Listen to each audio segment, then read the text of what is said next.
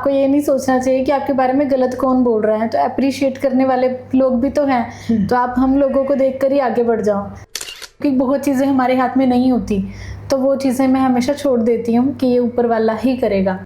ये कहना चाहूँगी कि आप प्यार बांटिए, काइंडनेस बांटिए, बाकी सब कुछ चलकर आपके पास खुद आ जाएगा। जब मैंने अकेले काम किया तो पता लगा कि अकेले भी हम सब कुछ मैनेज कर सकते हैं इजीली। दोस्तों, कहते हैं एक ऐसी जगह है जहाँ पर किसी का धर्म, किसी की जाति बिल्कुल नहीं पूछी जाती, और वो जगह है ब्लड बैंक।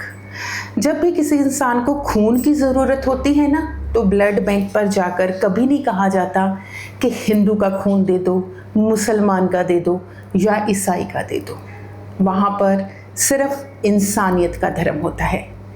ठीक इसी तरह से जब किसी भूखे इंसान की प्लेट में रोटी होती है, तो उस रोटी बनाने वाले का धर्म नहीं पूछा जाता, तब भी इंसानियत का धर्म होता है, क्योंकि भूख का अपना कोई धर्म नहीं होता।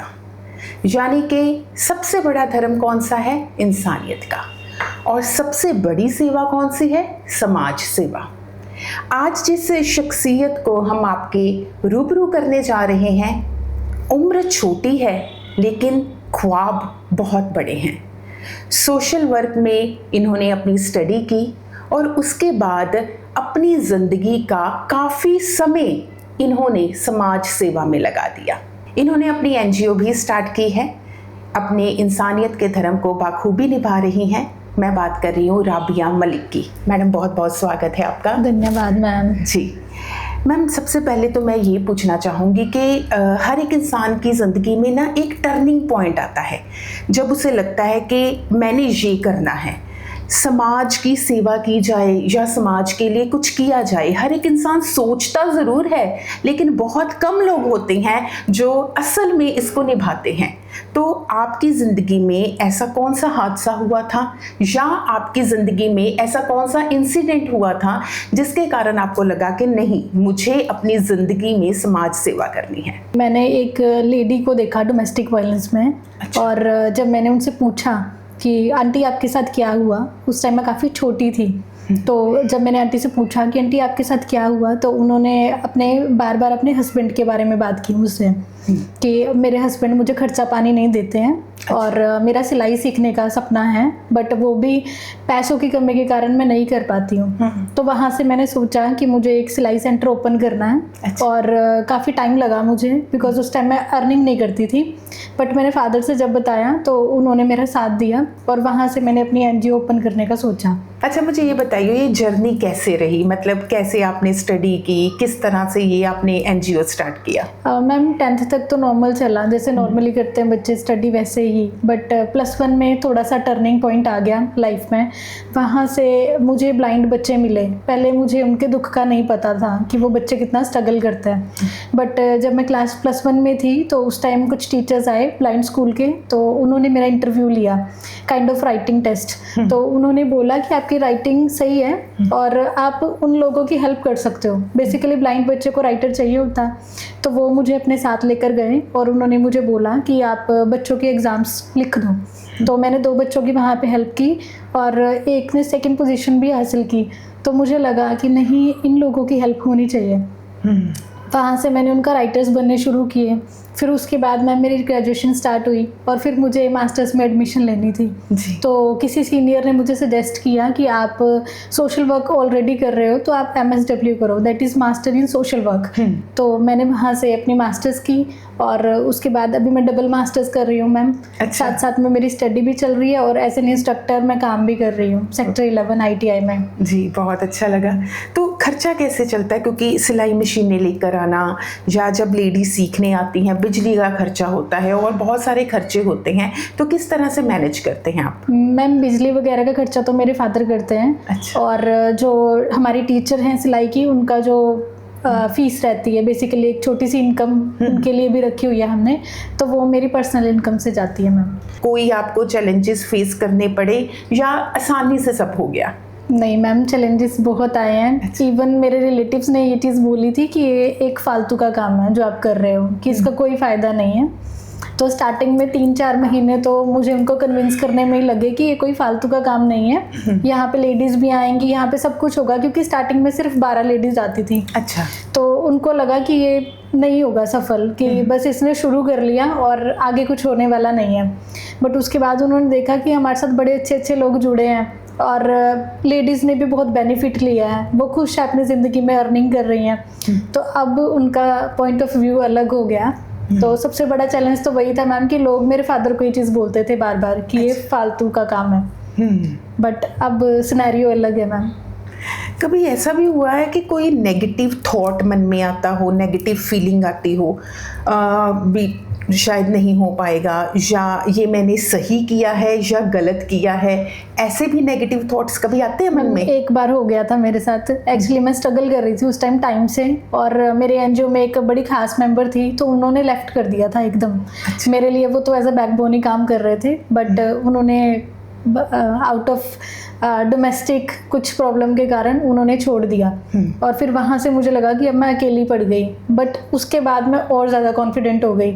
जब मैंने अकेले काम किया तो पता लगा कि अकेले भी हम सब कुछ मैनेज कर सकते हैं इजीली। यानी कि ये मन का ही होता है कि हमें कोई चाहिए। बिल्कुल मैम, अकेले भी किया जा सकता है सब कुछ। हम अक्सर ना सहारे तलाशते हैं कि कोई हमारा सहारा बने, हम तब करेंगे। जब भी नेगेटिव फीलिंग आती है, जब भी आप डाउन फील करते हैं, तो कौन से ऐसे थॉट्स हैं या किस पर इतना विश्वास है जो आपको डगमगाने नहीं देता? मैम वही लेडीज़ की स्माइल मुझे याद आ जाती है। अच्छा। जो यहाँ पे आकर खुश होती हैं और अपना सामान दिखाते हैं कि हमने बनाया, ये है वो है। तो वो चीज़ें जब मैं याद करती हूँ फिर मुझे लगता है नहीं, ये सब कुछ हो सकता है और चल रहा है स्मूथली। बस वो टाइम का हेर फेर है, कुछ टाइम थोड़ा सा बुरा भी हो जाता है, तो इट्स ओके। भगवान पर कितना विश्वास है आपको? मैं कहूँगी आपके अल्लाह पर कितना विश्वास है? मैं काफ़ी स्पिरिचुअल हूँ और ट्राई करती हूँ कि मैं अपने जो डे की 5 टाइम प्रेयर है वो भी कर लूँ। अपने स्टडीज़ में या अपने जॉब के साथ साथ वो चीज़ें करना भी बहुत ज़रूरी है। मुझे ऐसे लगता है कि ये चीज़ें उतना ही मैटर करती हैं जितना हमारी दुनिया मैटर करती है हमारे लिए। जी। अच्छा, मुझे ये बताइए राबिया जी कि आपकी पर्सनैलिटी पर किसका ज़्यादा प्रभाव है? क्योंकि देखो इस उम्र की लड़कियां जो है ना, बहुत सारी लड़कियों के शौक़ थोड़े अलग होते हैं। घूमा जाए, खाया पिया जाए, अपने आप पर थोड़ा काम किया जाए, मतलब ऐसे शौक़ भी होते हैं। लेकिन आपने अपनी ज़िंदगी का सिर्फ समय ही नहीं, पैसा भी दूसरी औरतों के खुशी के लिए या दूसरे औरतों की स्माइल लाने के लिए उनके चेहरे पर आपने लगाया हुआ है। तो आपकी ये जो पर्सनैलिटी है या आपकी ये जो सोच है, इस पर सबसे ज़्यादा प्रभाव किसका है? मैम सच बताऊं तो मेरे फादर का बहुत ज़्यादा इफ़ेक्ट रहा है हमेशा मेरे ऊपर। मेरे फादर बहुत सिंपल हैं। अच्छा। उन्होंने लाइफ में बहुत अर्न किया है बट वो बहुत सिंपलिसिटी से जीते हैं। तो मुझे लगता है कि शायद फादर का ही इफ़ेक्ट है मेरे ऊपर सबसे ज़्यादा, कि वो इतने सिंपल हैं तो मैं भी वैसी ही हूँ। कौन सी ऐसे बातें हैं आपके फादर की जो आपको बहुत प्रेरित करती हैं?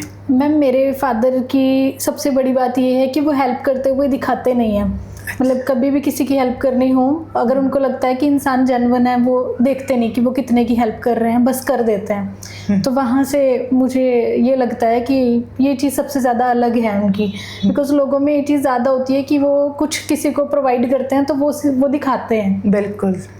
अगर कोई इंसान आपके बारे में गलत बोलता है या गलत कहता है, क्योंकि अक्सर ही ना जब हम कोई काम करने लगते हैं या हम दूसरों के लिए भी जीने लगते हैं, आलोचना होती ही होती है। क्योंकि अगर 10 लोग हैं, हो सकता है 5 लोग हमारे पक्ष में बात करें तो 5 लोग विपक्ष में होंगे। अगर कोई आपके बारे में बुरा कहता है, बुरा बोलता है या बुरा कर देता है आपके साथ, तो फिर आप डील कैसे करती हैं? क्या सोचती हैं? मन में कैसे आता है? मैम पहले मैं बहुत ज़्यादा शॉर्ट टेम्पर्ड थी कि अगर किसी ने मेरे बारे में कुछ बोल दिया तो मुझे एकदम से गुस्सा आ जाता था कि इसने क्यों बोला, मैंने तो ये किया ही नहीं। तो रिसेंट भी मेरे साथ ऐसा हुआ कि कुछ लेडीज़ ने जो उम्र में काफ़ी बड़ी थी मुझसे, तो उन्होंने मेरे बारे में ये चीज़ बोली कि एनजीओ सिर्फ पैसे के लिए खुलता है और राबिया ने भी एनजीओ पैसे के लिए खोला हुआ है। अच्छा। तो पहले तो मैं काफ़ी रोई, फिर मैंने फादर को बताया तो फादर ने मुझे एक चीज़ बोली कि हम कितनी देर तक लोगों की बात सुनेंगे। कि आप तो अब काफ़ी बड़े हो चुके हो, तो आपको ये नहीं सोचना चाहिए कि आपके बारे में गलत कौन बोल रहा है, तो अप्रिशिएट करने वाले लोग भी तो हैं, तो आप हम लोगों को देखकर ही आगे बढ़ जाओ।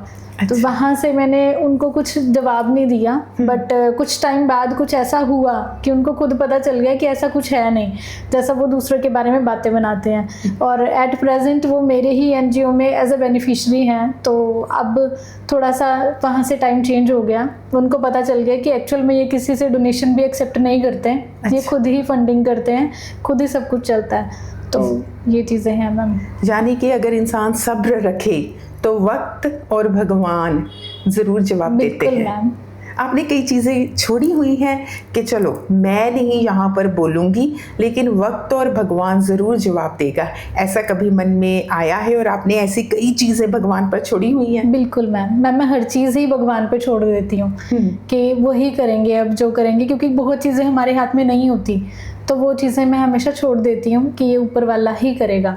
जी, अभी आपके साथ कितने मेंबर हैं एनजीओ में? एज अ गवर्निंग बॉडी हमारे पास 7 मेंबर हैं, 7 to 8 मेंबर्स, और वॉलंटियर्स हमारे पास 20 to 22 हैं, और जो वैसे मेंबर्स हैं वो 10 to 12। रजिस्टर्ड है आपकी एनजीओ? रजिस्टर्ड है मैम। जी, कितने लोग अब सीखने आते हैं और कितने लोगों को आप सिखा चुके हैं? मैम हमारे अभी 40+ हो गए हैं लेडीज़ जो सीख कर जा चुकी हैं, और अभी 22 लेडीज़ आती हैं हमारे पास। और क्या क्या आप काम करते हैं? ये एक तो काम हो गया कि आप औरतों को सिलाई वगैरह जो है सिखाते हैं, और क्या क्या आपकी एनजीओ काम करती है? मैम हम इवेंट्स पे प्लान करते हैं, अगर कोई स्पेशल डे हो तो उस पर कुछ स्पेशल भी कर देते हैं, लंगर सेवा भी चलती है हमारी कभी कभी, और ma'am spoken English with personality development का कोर्स भी करवाते हैं हम। अच्छा, बच्चों के लिए भी है? बच्चों के लिए भी है मैम। कितने बच्चे आते हैं? अच्छा, 14 ईयर्स से अबव। हाँ जी मैम। कभी ऐसा लगा कि आपकी उम्र जो है, या आप औरत हैं और आप समाज में काम कर रहे हैं, तो आपकी उम्र के कारण कि अभी तो ये बच्ची है, इसको क्या पता होगा, या ये सीरियस नहीं होगी, आपकी उम्र के कारण, या आप लड़की हैं इस होने के नाते कभी किसी ने आपको सीरियसली ना लिया हो, ऐसा भी कभी हुआ है? मैम ऐसा भी मेरे साथ हुआ है। अभी 26 जनवरी रिपब्लिक डे वाले दिन हमें अवार्ड सेरेमनी के लिए बुलाया हुआ था, तो मेरा 3rd नंबर था वहाँ पे। तो जब मैं बैठी तो उन्होंने मेरे को बोला कि ये बच्ची इस साइड नहीं उस साइड बैठनी चाहिए ऑडियंस में। तो उन्होंने बोला नहीं इसका भी अवार्ड है, तो वो कहते कि इनका किस चीज़ का अवार्ड, कि ये तो फर्स्ट रो में बैठे हुए हैं, यहाँ पे तो एनजीओ के ओनर्स बैठे होने चाहिए, तो ये एनजीओ की या तो वॉलंटियर होगी या फिर मेंबर होगी। तो वो प्रिंसिपल थे किसी स्कूल के, तो मैंने उनको बताया कि मैम मेरी अपनी एनजीओ है, तो वहाँ से वो हैरान भी हुए, और उन्होंने मुझे बताया भी कि शायद मुझे मतलब लगा आपको देखकर कि आपका अपना तो एनजीओ नहीं हो सकता इस एज में, कि आप हो सकता है कि किसी एनजीओ के थ्रू आपको अवार्ड मिल रहा हो। ये बिल्कुल सच्ची बात आपने कही है, क्योंकि लोग ज़्यादा क्या करते हैं, जैसे पहले तो हम सब एक दौड़ का हिस्सा होते हैं कि हमने पढ़ना है, करियर बनाना है, आगे बढ़ना है। जब हमारी लाइफ में कोई 40-45 साल गुजर जाते हैं, तब हमें लगता है कि नहीं चलो सोसाइटी के लिए भी कुछ करना चाहिए। लेकिन आपने अपनी ज़िंदगी की इनिशियल स्टेज पर ही आपने ये सोच लिया कि मैंने अपनी ज़िंदगी जो है वो समाज के नाम करनी है, तो अपने आप पर प्राउड फील होता है? मैम कभी कभी होता है। क्या सोचते हैं अपने बारे में, क्या सोचते हैं? मैम एटलीस्ट मुझे सेटिस्फेक्शन रहती है कि मैंने कुछ अच्छा ही किया, तो वहाँ से थोड़ा सा प्राउड मोमेंट आ जाता है लाइफ में। बट फिर जब और लोगों को देखती हूँ फिर लगता है कि नहीं यार वो तो बहुत अच्छा कर रहे हैं, मुझे भी उनकी तरह करना है। एटलीस्ट हम सोसाइटी को कुछ अच्छा ही प्रोवाइड करें, ये मैम मेरी सोच रहती है खुद को लेकर। अच्छा, मुझे ये बताइए कि जो पहला केस था एक डोमेस्टिक वायलेंस वाला, अभी आप उनके इन टच में हैं? अभी उनकी स्थिति बदली है आपने जब उन्हें सिखाया?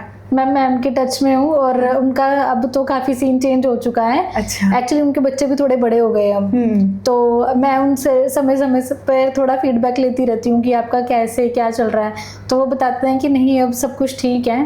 एक्चुअल में वो मेरे करने से नहीं हुआ, बट आंटी ने बहुत हिम्मत दिखाई है। मैंने उनके लिए थोड़ा सा स्टेप ज़्यादा ले लिया था उस टाइम पे, बट वो स्टेप सही था उनकी लाइफ के लिए, वो थोड़ी बोल्ड हो चुकी हैं। यानी कि जब हमारे साथ कुछ बुरा होता है तो सबसे पहला स्टेप हमें खुद लेना पड़ता है। अच्छा राबिया, आप बहुत ज़्यादा समाज में जाते आते हो, उठना बैठना है, बहुत तरह के लोगों से मिलते हो, आपको क्या लगता है कि इस समय हमारे समाज में जो ज़्यादा समस्याएं कौन सी हैं? मैम, लेडीज़ के लिए काफ़ी ज़्यादा समस्याएं मुझे दिखती हैं, क्योंकि उनके पास अर्निंग के सोर्स नहीं है। काफ़ी सारी लेडीज़ ऐसी हैं जो बहुत डिपेंडेंट है कि उनके हस्बैंड उनको कुछ प्रोवाइड करें या उनके फादर साहब उनको कुछ दें, लेकिन जो अर्निंग है वो सबके लिए ज़रूरी है। मेरी नज़र में ये है कि फाइनेंशियली इंडिपेंडेंट होना बहुत ज़रूरी है जी। तो लेडीज़ के लिए सबसे ज़्यादा समस्याएं हैं। जैसे आप ब्लड वगैरह डोनेशन का भी काम करती हैं, मैंने स्टार्टिंग में कहा था कि वो एक ऐसी जगह होती है जहाँ पर धर्म नहीं पूछा जाता। प्रैक्टिकल सिनेरियो क्या है? प्रैक्टिकल में जब किसी इंसान को ब्लड की बहुत ज़रूरत होती है, उनके फैमिली मेम्बर्स आपसे ब्लड लेने के लिए आते हैं, क्या कभी धर्म पूछा जाता है? बिल्कुल भी नहीं मैम, नहीं पूछा जाता ना। फिर इतना क्यों भेदभाव? जब हमारे अंदर जो खून है, जब हमें पता ही नहीं किसका खून हमें चढ़ गया, हमने तब नहीं पूछा। तो ये भेदभाव हम लोगों ने क्यों इतने क्रिएट किए हुए हैं कि कई बार जाति के नाम पर, धर्म के नाम पर लोग लड़ना शुरू कर देते हैं? ऐसा क्यों हो जाता है फिर?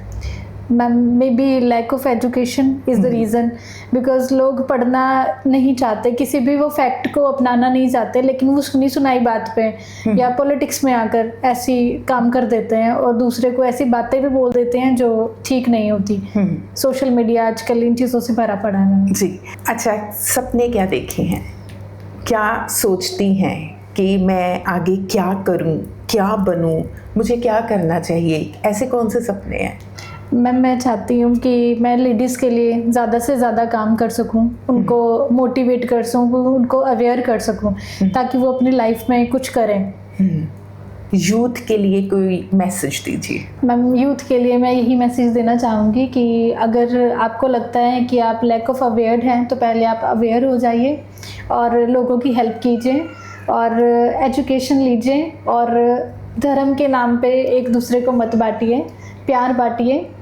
अच्छा राबिया, अगर आप एनजीओ ना चलाती तो आपको लगता है कि आपकी जो इस समय पर्सनालिटी है वो थोड़ी अलग होती?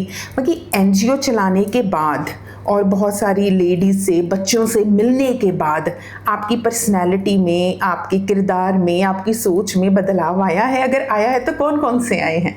मैम, एक्चुअली काफ़ी बदलाव आए हैं। मैं पहले बिल्कुल भी बोल नहीं पाती थी। अच्छा। और अपने जो थॉट्स हैं उनको भी सामने नहीं रख पाती थी। और अब ऐसा है कि मैं बोलने तो लगी हूँ, बट अभी भी बहुत सारी चीज़ें ऐसी हो जाती हैं मुझसे कि जो बोलना चाहती हूँ वो सामने रख नहीं पाई। बट वो चीज़ों पे भी वर्क हो रहा है और प्लस जो लोगों की टीम मेरे साथ जुड़ी है वो वहाँ से बहुत मोटिवेशन मिलता है। समाज से कितनी उम्मीदें हैं आपको?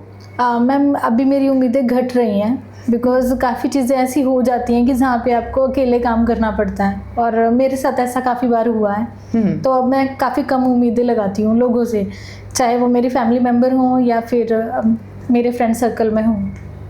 यानी कि हम अकेले ही अच्छे हैं और अकेले हम कर सकते हैं सब कुछ। कर सकते हैं। मुझे अच्छा लगा आपकी ये पॉजिटिव वाइब के हमेशा किसी और की तरफ देखते रहना कि कोई हमारा साथ देगा तब हम कुछ करेंगे। इससे अच्छा है कि हम खुद चल पड़े, क्योंकि कहते हैं कि अगर आप रास्ते पर खुद चलते हो काफिला अपने आप बन जाता है। तो बहुत अच्छा लगा मुझे तो राबिया से मिलकर, क्योंकि बहुत छोटी उम्र है और इतनी अच्छी सोच है कि सबसे बड़ी बात है कि हम सब ना अपने कमाने और अपने खर्च करने और अपनी सेविंग पर ही ध्यान देते हैं। हम ज़्यादा कमा लें, हमारी सेविंग ज़्यादा हो, हमारे पास ज़्यादा हो, यानी कि हम इकट्ठा करने की फितरत जो है ना वो कभी नहीं छोड़ते। लेकिन इस उम्र में एक तरफ ये पढ़ाई कर रही हैं और मुझे लगता है पढ़ाई का खर्चा भी आप खुद करती होंगी। खुद ही करती हूँ। और एक तरफ नौकरी करती हैं और अपनी एनजीओ चला रही हैं, समय भी देती हैं, पैसा भी लगाती हैं। बहुत ही खूबसूरत सोच है और मुझे लगता है कि ऐसी सोच अगर हर इंसान की थोड़ी थोड़ी भी बनने लगी तो समाज बहुत ही खूबसूरत हो जाएगा। राबिया, आपने अपना समय दिया, हमें बहुत अच्छा लगा और मुझे लगता है दर्शकों को भी बहुत अच्छा लगा होगा। कोई दिल की बात, मुझे पता आप कहते हो कि आप नहीं कम्युनिकेट कर पाते, पर कोई दिल की बात जो आप कहना चाहती हैं आज, क्योंकि ये मौका है, अगर आप कहना चाहती हैं तो ज़रूर कहिए। मैम मैं ये कहना चाहूँगी कि आप प्यार बांटिए, काइंडनेस बांटिए, बाकी सब कुछ चलकर आपके पास खुद आ जाएगा। जी, बहुत बहुत शुक्रिया आपका। Thank you ma'am. जी, मुझे लगता है कि आपको भी ये प्रोग्राम, ये इंटरव्यू पसंद आई होगी और आप भी सलाम करेंगे इस जज्बे को। और एक और बात जो बहुत ही ज़रूरी है, वाकई ही इंसानियत का कोई धर्म नहीं होता। तो हम धर्म जाति के नाम पर जो आपस में एक दूसरे के लिए कभी कभी नफ़रत लेकर आते हैं, उन सबको छोड़ दीजिए। एक ही बात याद रखिए, इंसानियत सबसे बड़ा धर्म है और समाज की सेवा करना सबसे बड़ा कर्म है। तो आज के विशेष प्रोग्राम में इतना ही, फिर मिलेंगे। धन्यवाद।